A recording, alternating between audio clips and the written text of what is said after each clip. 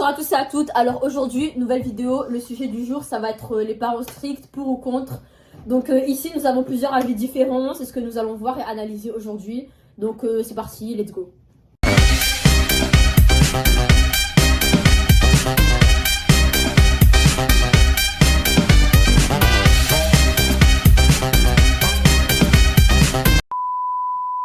Lorsqu'on parle d'éducation, on a deux visions qui s'opposent à nous. On a l'éducation stricte et l'éducation souple. Moi, je suis extrêmement mitigée par rapport à ces deux types d'éducation-là. Je vais vous donner un inconvénient pour chacun. Et je vais commencer par la stricte. Donc, pour l'éducation stricte, moi, le gros problème que j'ai avec celui-là, c'est que les parents, dès le plus jeune âge de l'enfant, ils le soumettent à un stress énorme. Donc, ils veulent absolument que l'enfant réussisse à l'école, qu'il ait un bon avenir, un bon salaire, etc., etc. Ce qui est normal pour tous les parents, mais les parents stricts, ils exagèrent et sans s'en rendre compte. C'est-à-dire que l'enfant, il est soumis à un stress pas possible dès qu'il est petit. L'enfant, il n'est pas heureux parce qu'il vit que pour le parent, en fait. Il vit que pour rendre fier le parent. Les parents, lui, il est content, mais l'enfant, lui, il l'est pas. Et le plus important dans tout cela, c'est que ça brise le lien entre le parent et l'enfant.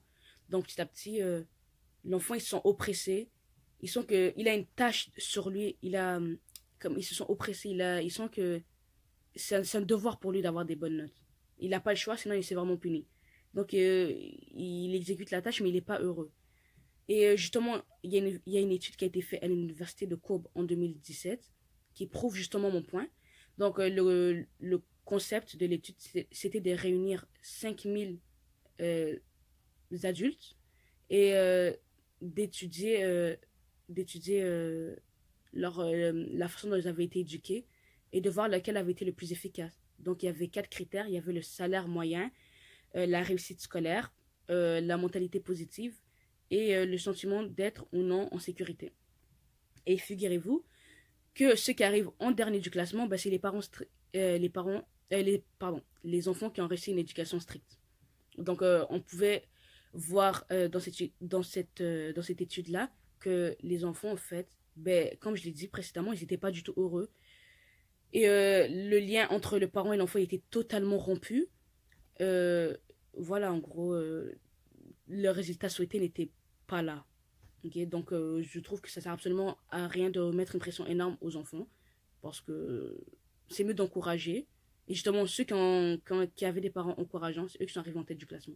Donc, ça sert absolument à rien de mettre un stress à l'enfant. Il ne va pas mieux réussir. Il va juste pas réussir. Okay?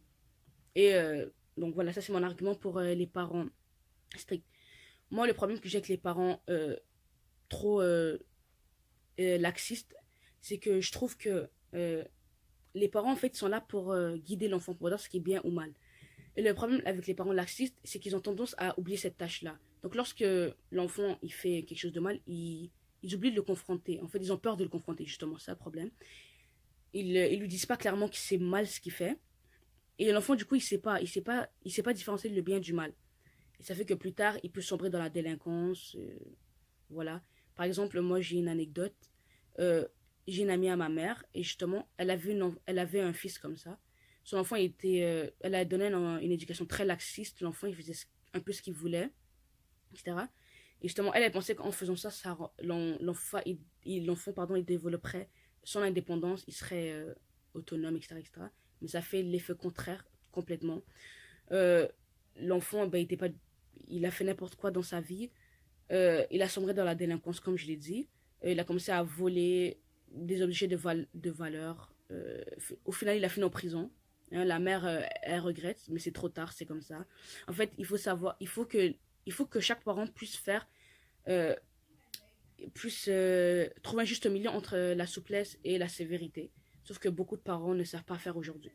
Ça, c'est mon point de vue. Donc, vous en pensez quoi? Donc moi je suis pour les parents stricts pour plusieurs raisons. Donc comme l'a dit Nazira, les parents ils sont là pour nous guider. Et donc selon des experts, les enfants qui ont des parents insistants sont plus susceptibles de terminer l'université et d'avoir un bon travail.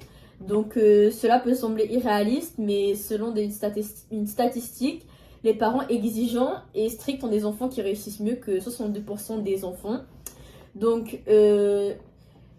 si nous prenons un exemple d'une personne que je connais, dont je ne vais pas citer le nom, cette personne-là a des parents assez sévères sur par exemple les études et tout, comme je viens de le dire. Et je pense pas que ce soit forcément une mauvaise chose parce que franchement, génie de la classe, hein. Genre certaines personnes vont croire que un parent strict c'est forcément un parent qui agit de façon méchante avec son enfant, alors que le but c'est juste lui assurer le meilleur avenir. Et voilà, du coup, voilà. Sarah, argument. Ouais. Moi, je suis pas d'accord avec toi, Aja, parce qu'en gros, je pense que les enfants élevés avec une discipline stricte pensent que le pouvoir et la raison a toujours raison, tu vois. Et donc, en gros, une autorité stricte amène les enfants à apprendre à se plier et à obéir, mais ils apprennent jamais à penser avec leur propre tête, tu vois. Et donc, à cause de ça, ils commencent à utiliser le mensonge et la manipulation pour justement éviter les punitions que leurs parents leur donnent. Et donc, la peur de la punition est la première motivation pour mentir selon Paul Ekman. Ah, mais je connais, wesh. Ah ouais? J'ai entendu son nom dans un article, franchement. Ah ouais? Source fiable. Sur Siam, Wikipédia. Vas-y. Ok. Continue. Donc en gros, la solution, ça serait la discipline positive. Mais aussi, le problème, c'est que ça amène les enfants en gros, à commencer à se rebeller en grandissant, tu vois, dans l'adolescence. Tu vois. Donc, en gros, la discipline stricte empêche justement l'enfant de développer son autorégulation émotionnelle. Et donc, les enfants sont beaucoup plus exposés à la colère. Donc, des explosions de colère, par exemple, tu vois. Donc, c'est pour ça qu'ils finissent toujours chez le psy. Ah ouais, hein. Donc, une fois ados ou adultes, ils vont commencer à s'opposer justement à cette autorité. Mais le problème, c'est que ça interfère dans l'intelligence émotionnelle, qui est utile dans le fonctionnement de l'humain. Donc, en gros, l'intelligence émotionnelle, c'est en gros comment apprendre à relationner avec autrui, ok, et avoir des relations de qualité avec les gens, tu vois. D'accord. Donc l'éducation stricte est un frein justement au développement de l'intelligence émotionnelle, tu vois, comme le manque d'empathie et tout. Ah. Donc on vous laisse. Dit comme ça, c'est plus clair. Mais c'est vrai que je suis pas d'accord. Ok. Donc, nous avons entendu, madame, que vous nous avez préparé une certaine vidéo comme exemple. Ouais. Du coup, bim bam, psh, il faut faire une transition. Psh. Là,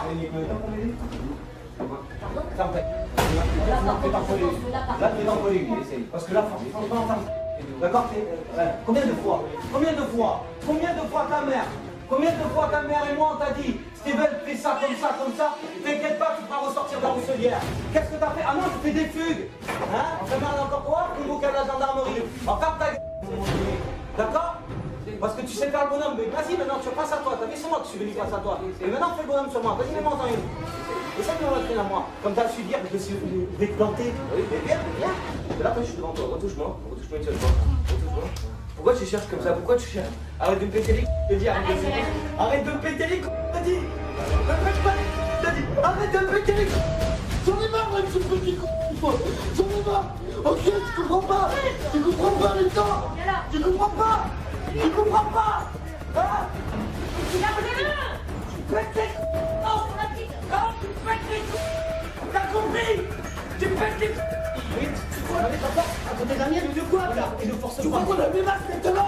Tu crois qu'on a mes masques? Ils te servent, hein? Espèce de... Arrête. Tu crois que j'ai pas de quoi? T'es devant. Vas-y, reviens.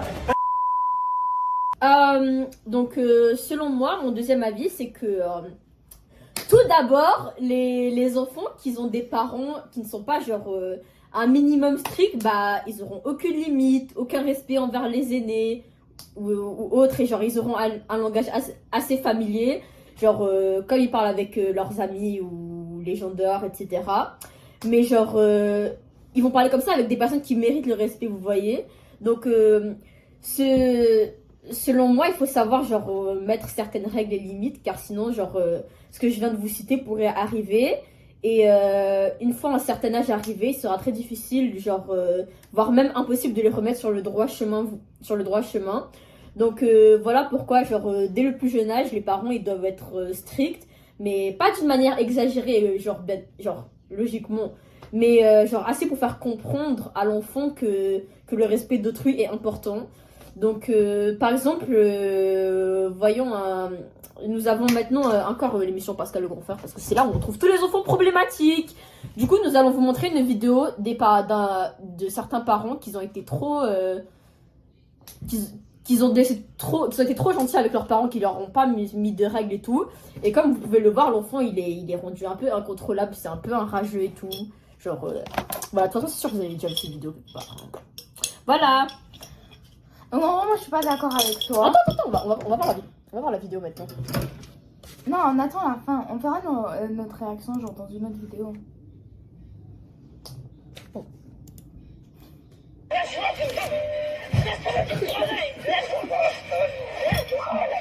Est-ce que c'est normal un enfant comme ça? Est-ce que c'est normal?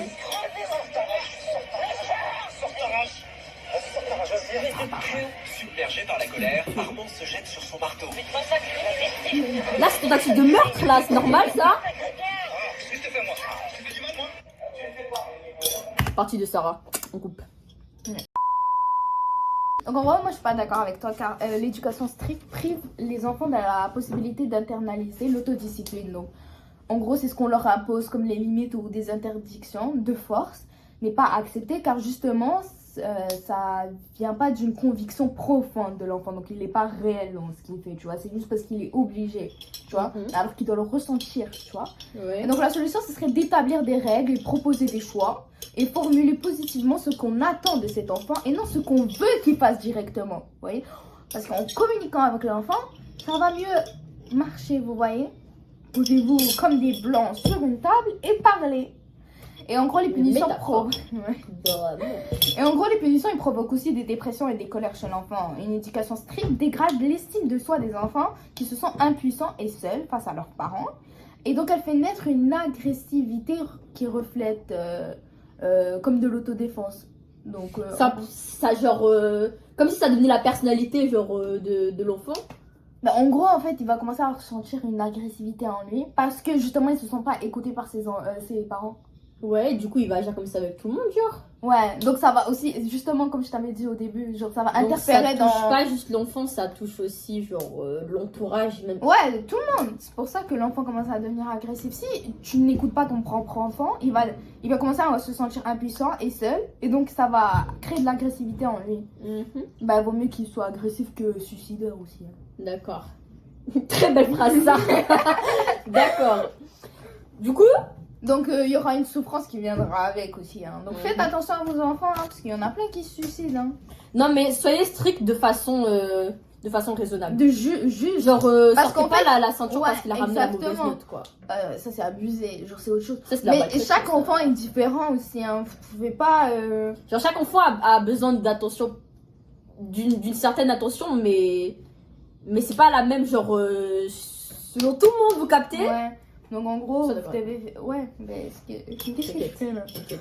Et donc en gros, genre chaque enfant est différent selon son caractère, sa personnalité, ses forces, ses faiblesses. Donc faut être juste, genre le gosse il va pas être... Si exemple ta soeur, tu vois, tes parents ils te donnent des règles à ta soeur. Ouais. Mais t'as un âge différent d'elle, donc tu peux pas avoir les mêmes règles exactes, tu vois. Ouais. Genre t'auras d'autres trucs, elle d'autres trucs, tu vois. Ouais. Mais il y a certains parents qui mettent tous leurs enfants dans la même position, alors que frérot, je te Ouais. rappelle, l'autre il a 5 ans, l'autre 18 ans. Hein. La vérité. Hein. Ouais. L'enfant de 5 et de 18 ans qui dorment à la même heure, là. Est-ce que c'est normal? Est-ce que c'est normal? Alors que 5 ans, il doit faire des siestas 24. De fou, wesh. Et même moi, j'ai 15 ans. Bah, Les parents qui coupaient le wifi. Est-ce que vous êtes c'est normal? normal. Est-ce que vous êtes... Moi, Moi, on va devoir la couper parce qu'on parle de ce qu'on est en train de dire. franchement, non. Moi, maintenant, Non, on a mis on le peut truc pas. de wifi dans ma chambre parce que avant, ils n'arrêtaient pas de couper le wifi, genre. Ouais, tu sais que moi, j'avais une technique. Mais justement, Moi, franchement, je Écoute, m'occupe de mes écoute, voisins maintenant. écoute, moi, j'avais justement une technique où, en fait,